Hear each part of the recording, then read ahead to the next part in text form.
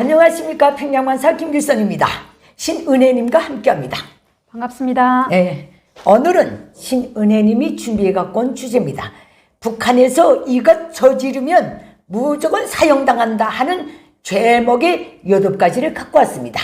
여러분 한번 들어보십시오. 이걸로 해서 남북의 근본적으로 다른 체제에 대해서 또 한번 생각해 보시기를 바랍니다. 자, 어떤 죄를 저지르면 죽는가? 첫째. 첫 번째는 당을 반대한 죄입니다. 그거는 그거는 무조건 죽지.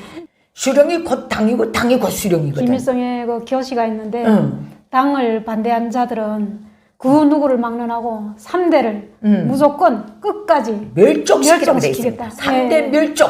김일성 입에서 직접 나온 겁니다. 언제 나왔는가? 63년도부터 나온 말입니다. 네, 맞습니다. 그러면 두 번째 죄는? 두 번째 죄는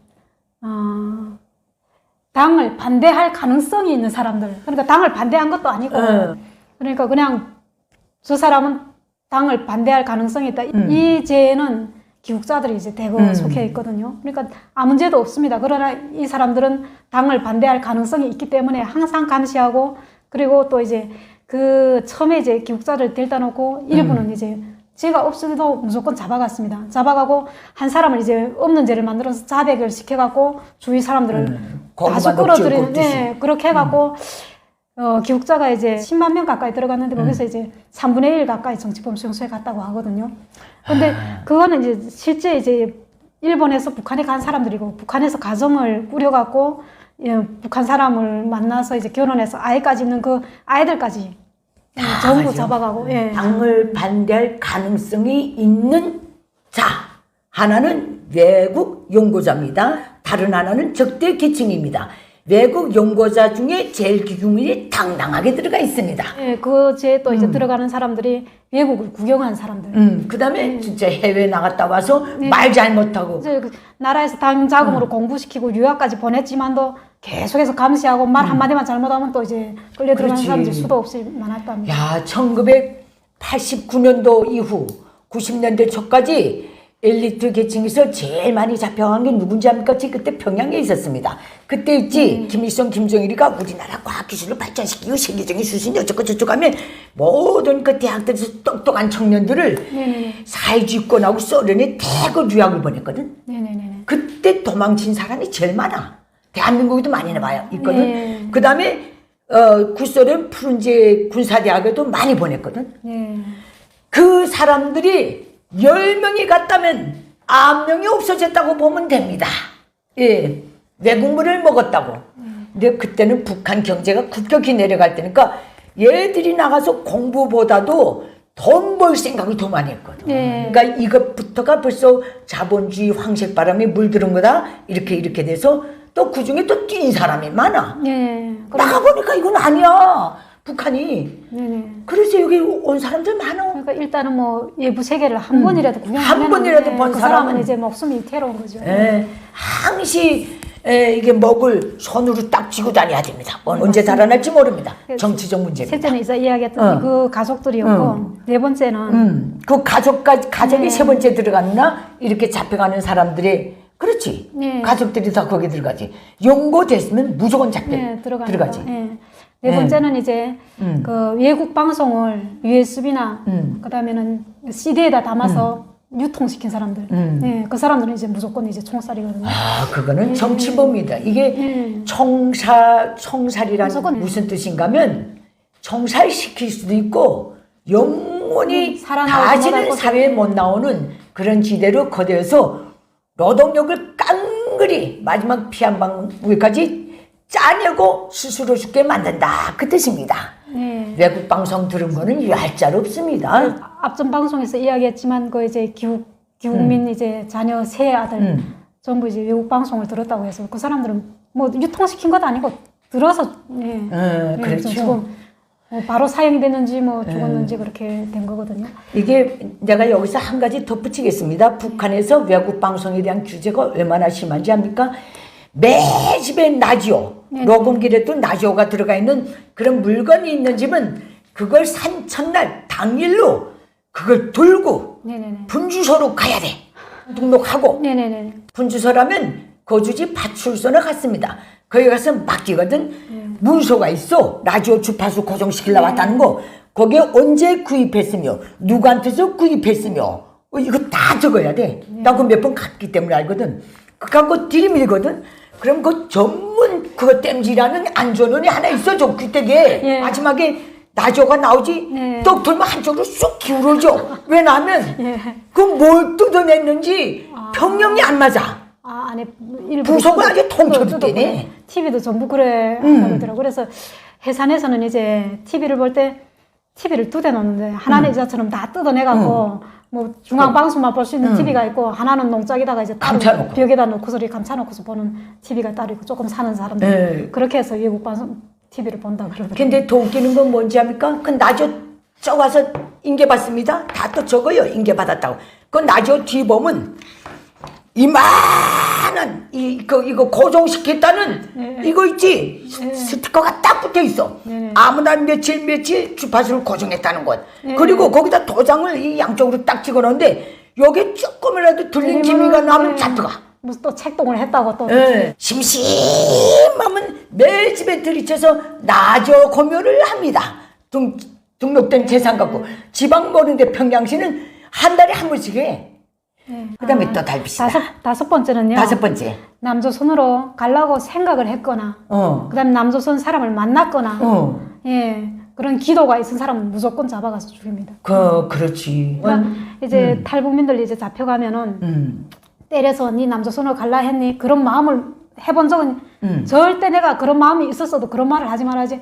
생각만 했다고 해도 잡아가서 죽이는 것이죠. 죽인다는 거는 죽일 수도 안 죽일 수도 있지만은 어쨌든 그만큼 고충을 겪는다 그 소리입니다. 살아나오기도 힘든 거죠. 그러니까 잡혀 들어가서 네네.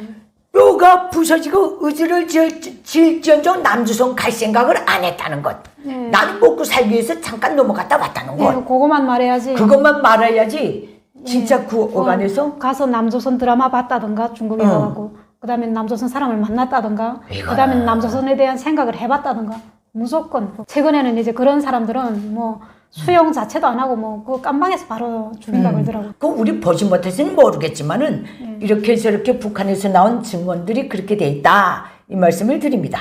그 다음에 여섯 번째는 김족 속의 사진을 훼손시키거나 손가락질을 하거나 사진이 붙어있는 신문지를 찢었다던가 깔고 앉았다던가 뭐 깔고 앉는 건 더 기가 막히지. 그런 사람들도 이제 무조건 그건 노동신문이든 화보든 어디에 나왔든 김족석의 사진은 어디 가서도 정중히 돼야 됩니다. 집안에 초상화 들어가 있는 책자가 있는 것도 귀찮아. 네네네.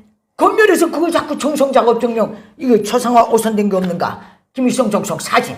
네네네 맞습니다. 제가 태어나기 전 해죠. 저희 일동 3세대짜리 들어갔는데 한쪽에는 제가 기억이 나거든요. 세간이라는 이름을 가지고 세간이 오빠가 살고 이쪽에는 동철이라는 이름을 가지고 오빠가 살고 저보다 먼저 다 태어난 사람들이니까. 근데 이제 그때 당시 이제 그게 이제 처음으로 이제 뭐 그 마을을 만들다 보니까 전기가 안 들어갔는가 봅니다. 근데 세간의 아버지가 이런 그 책도 좋아하고 했는가 봅니다. 그래서 온 가족이 다 자는 이게 단칸방 집이니까 책을 보고 싶은데 불이 없으니까 석유동장도 이렇게 마개가 딱 끼는 그런 게 아니고 철판떼기를 하나 올려놓고 거기다 구멍을 뚫고 심지를 빼고 그런 걸 놓고서 이제 쪽상을 놓고서 그 자리가 좁으니까 뭐 이불이 아마 상다리 밑으로 이렇게 들어가는가 봅니다. 그래갖고 이불을 그걸 더 쓰고 추우니까 겨울에 그걸 앉아보는데 이제 오래 한 자세로 앉으니까 불편하니까 들추는 순간 이게 굴러떠져서 그 이불에 갖다 쏟아진 거예요. 그러니까 막 확 불이 붙으니까 아들부터 먼저 깨워서 하다 보니까 불이 커진 거죠. 그래서 불길이 너무 세니까 뭐 어떻게 할 줄 모르고서 사람만 뛰쳐나왔는데 그래서 뭐 불이야 하니까 동네 사람들이 나와서 불을 껐거든요. 근데 뭐 초성화가 탄 것도 아니에요. 그냥 그 밑에서 이렇게 막 뭐 연기가 시꺼먼 연기가 올라가니까 초성화가 약간 구울었구나. 예, 그런데 장모님 초성화를 먼저 구하지 않고 자기들이 생명을 먼저 구했다고 해서 그 사람이 잡혀갔거든요. 다시 돌아오지 못했습니다. 제가 언젠가 이 말씀드린 적이 있는데 제2경제위원회가 강동에 있는데 광당이 있거든. 거기서 그 이경제위원회 정무원 사람들 간부들 기본으로 한 줄에 한 번씩 참고 시사용 용화를 돌린 적이 있거든. 김정일이 지시로 그 외국 용화거든. 그때 우리도 거기 가 있었댔는데 취재 차원에서 그 토요일 날 강연이 끝난 다음에 외국 시사용 용화 하는데 그 스탈린그라드 격전인가 전쟁 영화를 했어. 네. 구소련 영화. 네네. 그 주석단인데 대형 김일성 초상화, 김정일 초상화 있잖아. 네네네. 그하고 이제 그 앞에 주석단 있고 다 강의 끝난 다음에 이걸 치우고 먼저 김일성 적석 초상화를 흰천으로 잘 이으면서 위에서 용사막이 쭉 내려와서 그 사인 딱 맞아서 영화가 들어가야 돼. 아, 예. 근데 이 사인이 안 맞은 거야. 예. 이거 4분의 1 정도 내려오고 이 앞뒤에서 쫙 그 초상화를 가리는 게 그 사인이 맞지 않아서 오는 도중에 용사기가 켜진 거야. 네네네. 뭘 나온지 알아? 뭐가 나왔죠? 독일군 비행기가 있지. 파리떼처럼 달려들어서 어둠에 폭격하는 장면이 제일 먼저 나왔어. 예. 그럼 김일성 족속 초상화에 그게 다 비친 거야. 그 사람. 그 사람뿐만 관련된 아니라 사람들 전부 다 갖게 돼. 용사기사를 책임진 그 선전부 지도원, 그 다음에 그 앞에서 막을 이렇게 한 그 4명, 몽땅 쥐도 새도 모르게 없어졌어. 그날 밤중으로 없어졌어. 글쎄, 김일성 족속 화상에 이 폭격하는 영상이 비춰졌다고. 그게 북한이요. 그거는 심각하죠. 그냥 뭐 무슨 사진에 손가락질해도 뭐 잡아가는데 그치. 뭐 폭격까지. 예. 어느 기자가 그 김정일 노작이 군번 나왔을 때 그 농촌동원 나가서 휴식 시간은 그걸 또 독보해.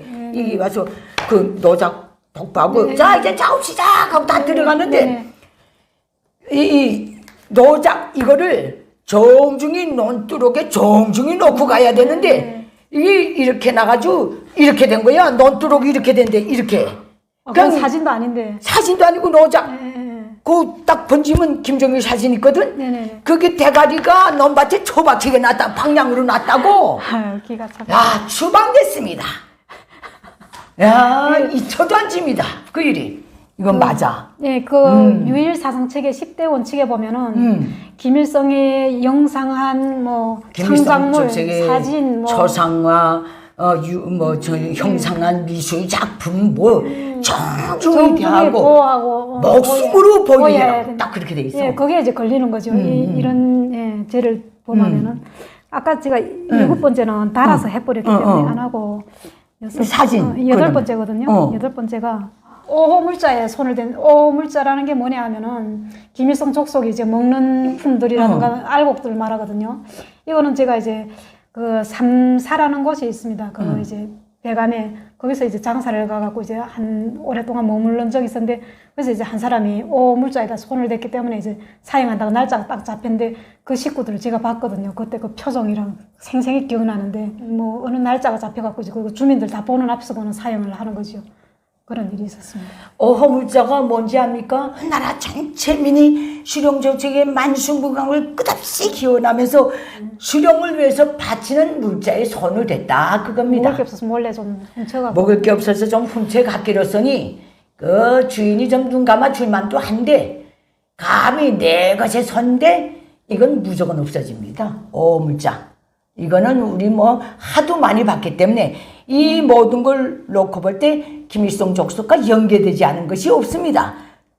김일성 족속을 대상으로 해서는 그 어떤 액션도 할 수 없으며 모서리처럼 미물처럼 벌레처럼 살아야 된다. 야, 목숨을 부지한다. 이겁니다. 결론은. 맞습니다. 예.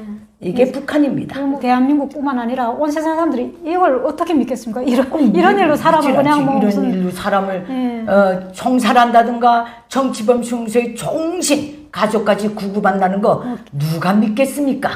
간신히 살아나와봐야 뭐 무슨 구실도 못할 완전 병신으로 만들어갖고. 예. 1974년부터 시작된 복마전인데 이런 악의적인 체제를 세워놓은 게 김일성 족속인데 이거는 현재 진행형에 있는 그 정말 죽음까지도 뒤집어 쓸 수 있는 총살형까지도 당할 수 있는 그런 그 죄악이라는 것 오늘의 북한에서 제가 이제 저희 아버지한테서 들은 이야기가 있는데 아버지가 그러시더라고요. 저 김일성이 저놈이 아주 뭐 악기 같은 놈이 법을 만들었는데 인간으로서 도저히 지킬 수 없는 법을 만들어서 온 국민을 죄인으로 만들었다. 그렇지. 이게 뭐 순서가 누가 먼저 가는가의 문제지. 모든 사람이 그 법에서 자유로울 사람이 한 사람도 없다. 이런 이야기를 하셨거든요. 아버지가 그 똑똑하고 정의로운 분이 저 사이에서 살자니 얼마나 기가 터졌겠어. 그러니까 이런 말씀도 하신 거예요. 진짜 치를 떠죠. 치를 떠지. 다른 나라도 다 어지간히 이런 게 있는갑다 하고 살고 있다니까.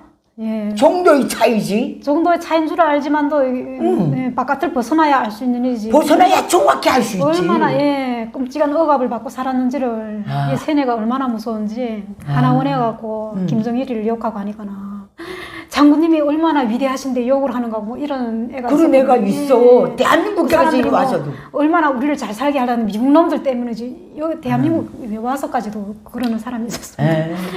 나와서 5, 6년 되면 그 다음엔 말짱 돌아섭니다. 이야, 기가 막히게 내가 썩혔구나.